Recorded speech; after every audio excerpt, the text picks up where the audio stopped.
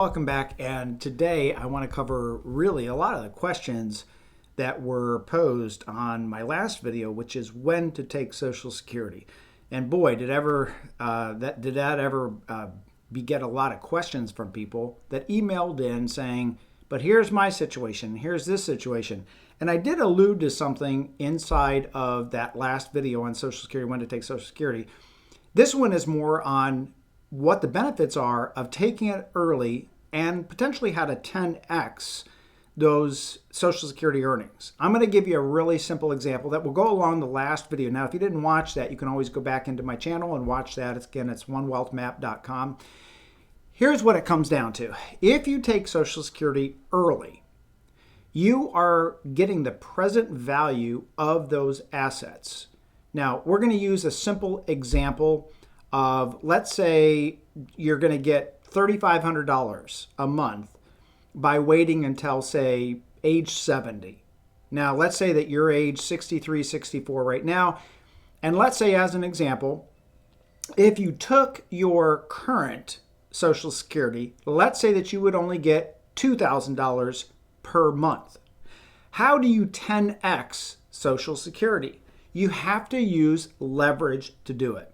Now, I'm going to use maybe a 1 or 2x and give you the example of taking $2,000 a month right now. And let's say that you banked that money. That's $24,000. And I believe in the example of taking Social Security early, I used age 62. Let's just, for the heck of this, let's just use age 62 and say it's $2,000 a month at age 62. Let's say it's $4,000 a month at age 70, so that you know that it can compound. So what most people do is they take a very small look at how that money can compound. So they do without the $2,000, and they believe that the government is actually going to stick to their plan of telling you what you're going to get. Now remember, Social Security is due to be bankrupt by the year 2035, unless something is done in a major way.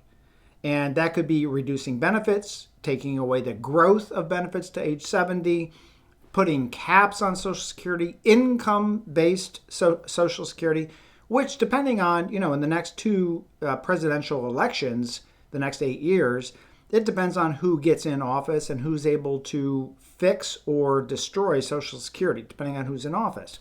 So I want you to be steadfast in your belief that the government is not going to follow through with their promises. We can't. It's not politically motivated. It is more mathematically motivated. When now you're sitting there at $37 trillion in debt, and we don't have the revenues to pay it. Things like estate taxes, things like Social Security, things like income tax rates, things like deductions, those all have to change in order for this country to get back into some type of balanced budget. The last time we had a balanced budget was when Clinton was actually president, and that was a couple decades ago. So we have to make sure that we are looking at, where does Social Security go? Now, how can we leverage Social Security to 10x it, to get it better? I'm going to take the smaller look, and let's say that you take $2,000 a month, $24,000 a year, and let's say you have 8 years to go. At 8 years, at $24,000 per year, we're just going to say that it's about $200,000. We're going to round here. About $200,000 by the time that you get to age 70, that you have given up in order to get this potential $4,000 per month at that point. Now, the delta, the difference between what we can hedge or leverage on, is only $2,000 a month. It's not $4,000. Because remember, if you get $2,000 a month now, that $2,000 a month continues to come in. The downside is, if you take Social Security and you wait until age 70, again, government is going to potentially increase your Social Security at what they call the inflation rate, the COLA.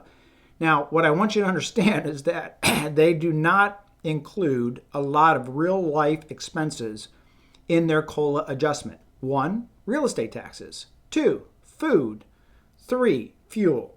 These are the things that are really, really important. They even have something called a swappable index. This is how and what can be politically motivated. So let's use an example. let's say that steak, well, let's say a filet mignon doubles in price. They can pull that piece out of the inflation computation and they can replace it with, say, hamburgers so that the inflation does not look that high. Why, might you say, would they do such a thing? Well, number one, politics. If a certain individual, president, whatever it is, administration, wants to promote lower inflation, they can mess with those numbers. Number two, let's keep in mind that the same COLA inflationary rate that is used for Social Security is also used for tax increases as well as governmental pensions. So let's look at the impact of why Social Security can be impacted by other areas in the COLA adjustment. If you look at the government, and here's a great example, California has now 60% of all the new hires work for the government. Why is California in such a hot mess? Well, when you start replacing civilian jobs with government jobs, you're upside down. You've turned your entire governmental system upside down and putting all the weight of all the citizens.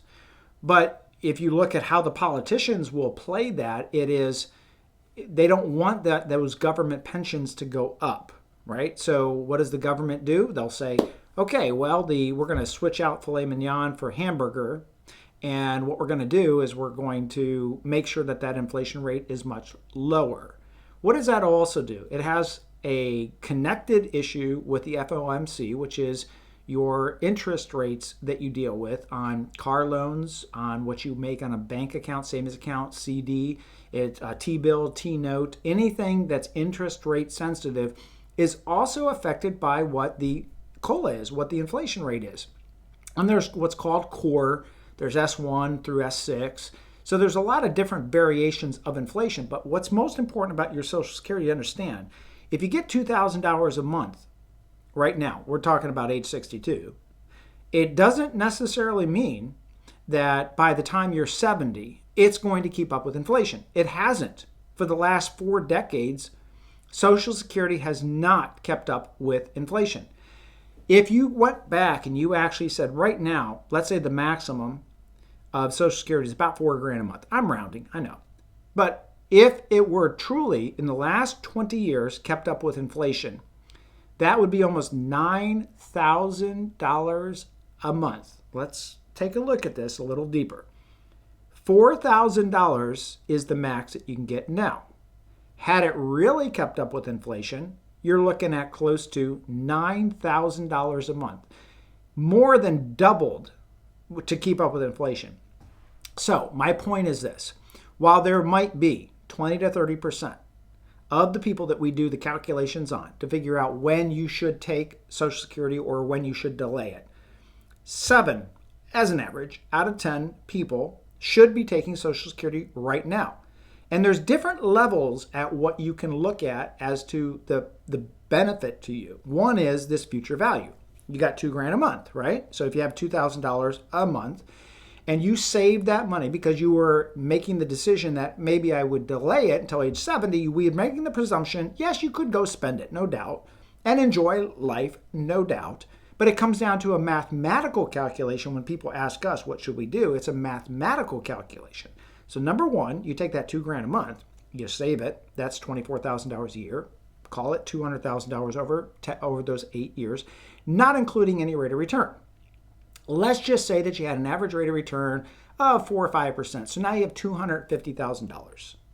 Now let's take a look at now you're 70 years old with an anticipated life expectancy of about 8 years left.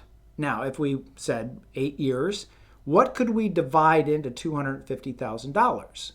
And so essentially what you could do is you could take that capital that you have just accumulated on your own, and you could work it into, I'm going to use a word here, and I don't want this to be